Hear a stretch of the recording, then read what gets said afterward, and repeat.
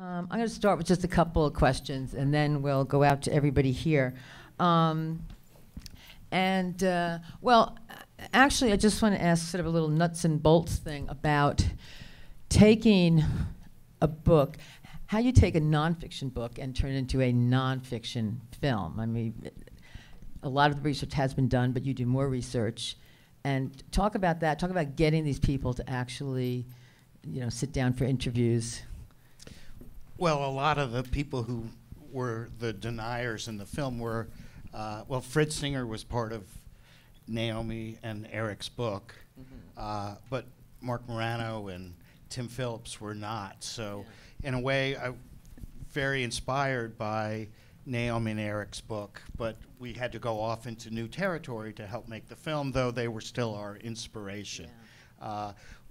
And actually, originally, when I was making Food Inc., went to a hearing on whether we should label cloned meat.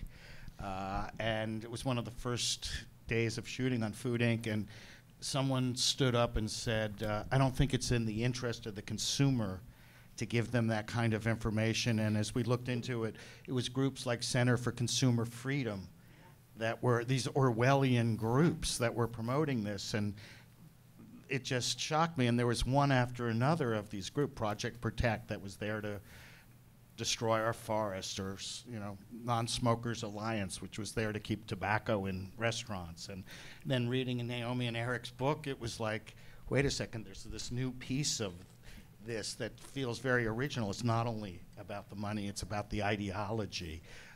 And that became inspirational, but you then have to go out and figure out how do you turn that into a movie. And it was a long, slow process because we didn't know who was going to talk to us, who wasn't. And then in the midst of it, we were thinking, wait a second, these people feel like magicians, how successful they are in fooling us. And that's where the image of the magician came to us. As you were doing it, this sort of all came to halfway through the movie that idea came about. By the way, Naomi Oreskes is here tonight, so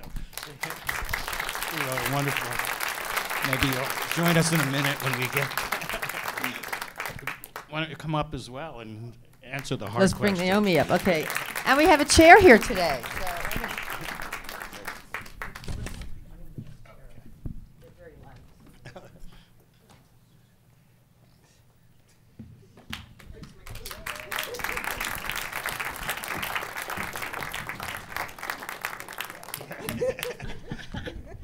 Why don't you sit there? Okay. Thanks. Thank you. There we are. Let me just skip sort of back towards the end of the film, because we spoke about this last night a bit too.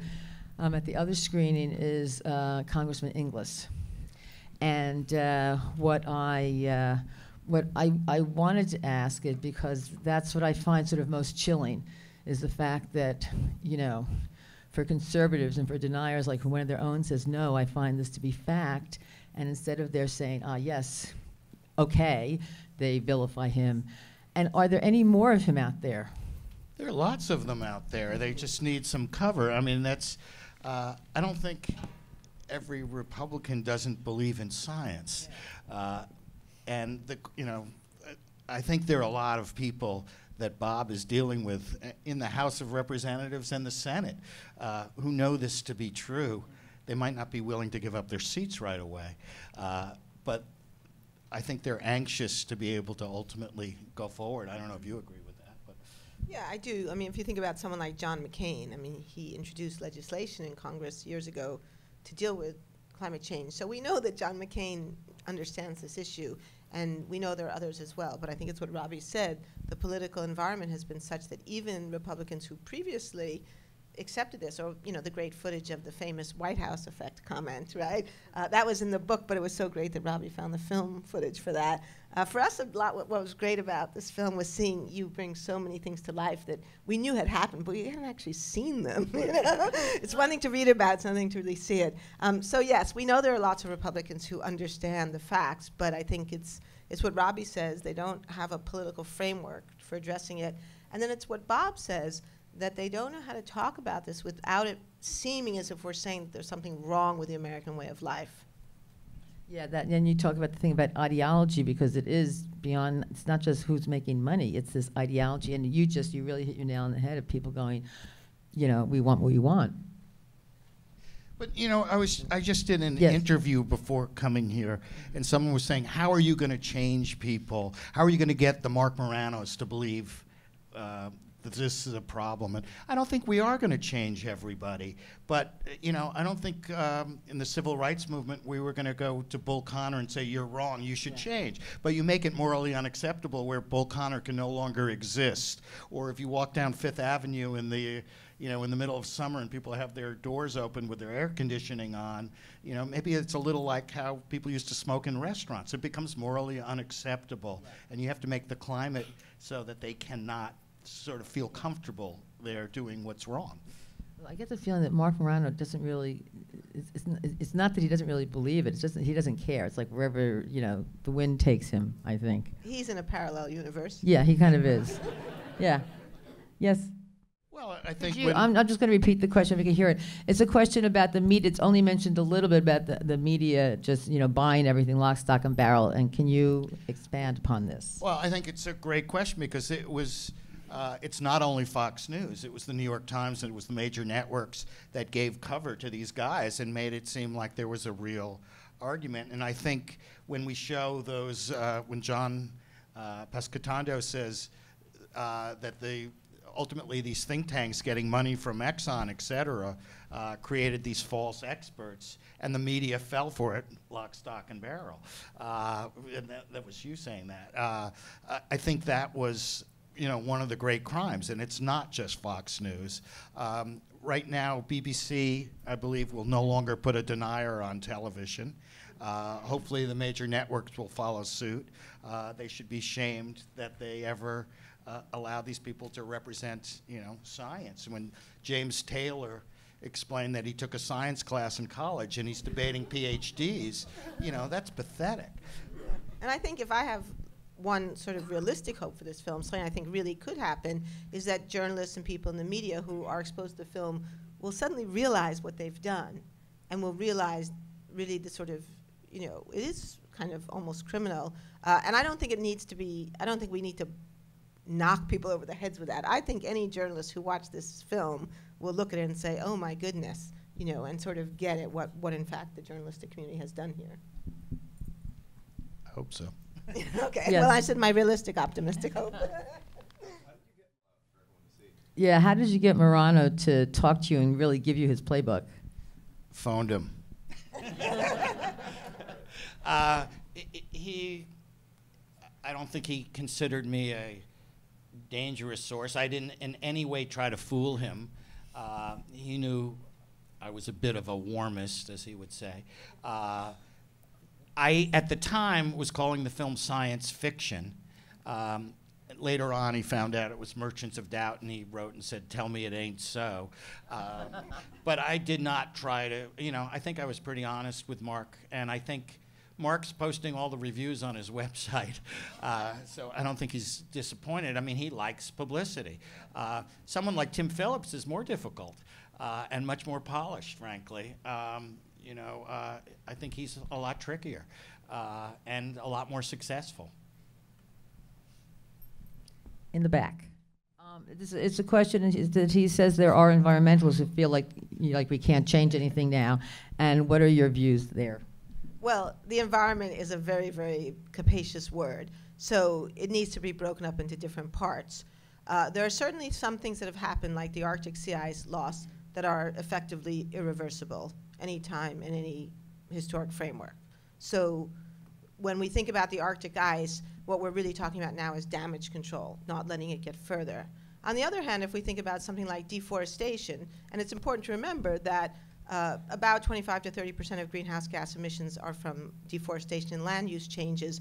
That's quite reversible. That can be fixed. A significant amount of the land use change is related to agriculture, something that Robbie's been concerned about for a long time. That can be changed. So no, we can't fix all of this. Some of the damage is irreparable, and that's an important part of the urgency of the issue. knowing that it is irreparable, and the worse, the longer this goes on, the more losses there will be, is a really important part of the argument. But it doesn't mean that there aren't very substantial things we can do to fix some other parts of the problem that are fixable. Yes. So this is a question if there's any movement to sort of make a commercial face for environmentalists, or as, yes, that aren't politicians that she is calling merchants of truth. Well, we attempted to do that in the film. And, you know, one thing that happens is people at different screenings say, isn't it the job of scientists to become better spokespeople? And I think that's totally incorrect. You know, it's their job to do science. As Jim Hansen said to me, you know, we work 80 hours a week doing science. You know, we don't want to be spokespeople. So I think it's our job to help provide cover, and I think, you know, I think ultimately things can change quickly, and that there is sort of a building atmosphere. Bob Inglis is meeting with a group of conservatives to help define the ask to go ahead. So there's a lot of percolating sort of you know, efforts to go make changes, and hopefully it will turn as, you know, rapidly. Yes. This is a question about those emails that we see that are very scary. And have anybody actually, you know, have they, you know, gone through with their threats? And how do you feel about this? I guess Well, both of you. Are you getting that? Well, Naomi's gotten a lot of emails but didn't save them. I've started to get emails, but it's the physical threats that become much more frightening.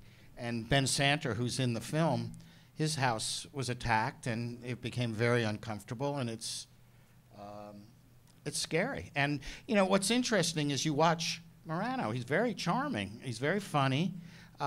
He's very likable. But when you put it juxtaposed to the emails and the actual damage, not only that he's doing to individuals, but he's doing to the planet, you realize it's not quite as charming anymore. And I think just one thing I can add on that, I mean, I think that most of us think most of the time that these people are just crackpots, and, you know, we don't take it that seriously, although it's obviously upsetting. But it's bad enough that when Steve Schneider died a few years ago, leading climate scientist at the time, and I heard about it very quickly from a bunch of people, like email went around very quickly that Steve had died. But nobody knew exactly what had happened at first. And my first reaction was, oh my God, like I did think that something horrible had happened. And then 5 minutes later, there was an email that said he had had a heart attack, and I was really happy. I was like, oh my God, thank goodness, Steve died of a heart attack. And I was like, wait, no, Steve's dead, you know. But I mean, that's the kind of conflicting emotions you have in this situation, a sense of relief that someone died of natural causes. There are a lot of crazy people out there. You know, you saw that one guy, and there are a lot of those guys, and they're driven by the Moranos of the world. Yes. Could you talk about the music and working with Mark Adler? Well, the film Thank You for Smoking was an inspiration. I tried to get Mark Morano to meet with Steve Malloy and to talk about how they were going to work their magic on the different groups, but they sort of didn't like to be with each other. But it's that sense of irony from Thank You for Smoking that we tried to infuse with the music, and Mark did a wonderful job of helping to add that tone. I think the animation and the music sort of helped deliver sort of that irony to the film. That was something we were consciously looking for. Yes. Yeah, what do we do now? What do you Want to go? Well, you know, I speak a lot to college students, and sometimes they say, like, what should I major in? And that's always like a horrible question. But what I always say is, well, you know, you have to, first of all, figure out where you are and what you can do in the place you're in. And that's different in different places. So, you know, personally, I've just put solar panels on my roof, and I'm thinking about building a zero-energy house. I also work with a group called Protect Our Winters, which is a group of professional athletes and winter sports enthusiasts who are working with the ski industry and the winter sports hospitality industry to get them on board as a new constituency that ought to be deeply concerned about this issue. And I do that because I love winter and I love sports and I love to ski, and I get invited to places like Aspen when I do this work. So, you know, I think you have to figure out what's your in to the issue, right? And especially if you can find an in that's actually fun and gets you involved with other people that you like and you enjoy. Because like John said, this can be a really depressing thing to work on, and you can find yourself feeling quite sad. Especially because of this feeling that you have, in fact, been hustled and that the American people have been hustled. So I think finding ways to be involved that are sources of joy and happiness and satisfaction, personally, for me, that's really, really important. Well, also, Naomi's leading a divestiture movement at Harvard. I mean, I think it's ultimately that we have to sort of shame the people that are doing this work to the planet. And, you know, ultimately that happened with tobacco. It became, you know, totally unacceptable to start smoking on airplanes or in restaurants. And I think, you know, you can't leave the air conditioning on and keep your door open. It has to be morally unacceptable, and going much wider to that. And hopefully giving cover to the Bob Inglis's of the world as well. Yeah. Oh, and one other thing also, I know there's a lot of lawyers in New York City. I'm working with a group of lawyers now. There's a lot of action starting to take place all across the country. Someone asked about this last night on legal fronts, using the tobacco model to think, are there laws, are there forms of legal accountability? So I definitely encourage any of you who might be lawyers or who know lawyers, which would probably be all of you, to think about that and maybe get involved in some of the interesting legal developments that are happening right now. Well, that seems like the perfect place to end this. I'm sorry, and it also is time to end this. So you can probably ask a few more questions when we go out. Thank you, both of you. Thanks, Robbie, everybody. thank you very much. Thanks. Naomi, thanks for starting it all. Thank you, everybody.